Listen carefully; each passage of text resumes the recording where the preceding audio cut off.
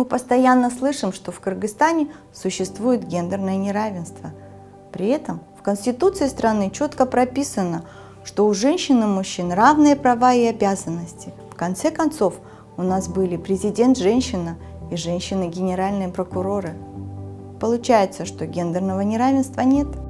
К сожалению, существующие законы, гарантирующие равные права, не соблюдаются, зато очень сильное влияние имеют устои и традиции.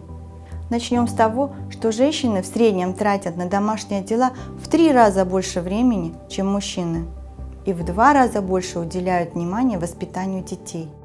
Руководители при приеме на работу выбирают мужчины, так как считается, что ему не нужно заниматься работой по дому, и он не будет брать отпуск по уходу за ребенком.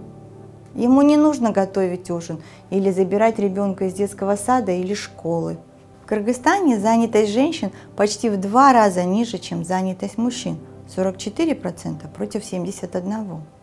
В первом ролике мы говорили о том, что гендерные стереотипы влияют на выбор профессии. К сожалению, люди все еще часто руководствуются ими при выборе профессии. В женских профессиях, к которым относят работу учителя, воспитателя, медицинского, социального работника, заработная плата на 25% меньше, чем в мужских, таких как архитектура, строительство, энергетика или транспорт.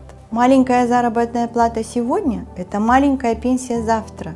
Это значит, что в молодости женщина, работая в малооплачиваемых сферах, будет экономически зависеть от мужа и его семьи, а в старости – от детей.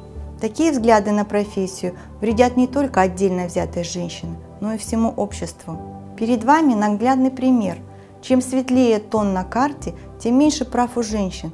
И заметьте, уровень гендерного равенства выше в экономически развитых странах. Гендерное равенство и развитие экономики тесно связаны друг с другом. Закрепляя пройденное, у женщин меньше возможностей и преимуществ на рынке труда. Женщины уделяют в 2 раза больше времени домашним и семейным делам, чем мужчины, поэтому работодатели предпочитают нанимать мужчин и платят им больше, чем женщинам. Стереотипное разделение профессий на мужские и женские создает экономическую уязвимость для женщин. На женских профессиях ниже оплата труда и меньше возможностей для роста и лидерства. Гендерные стереотипы негативно влияют на развитие экономики и ограничивают роль женщин в ней.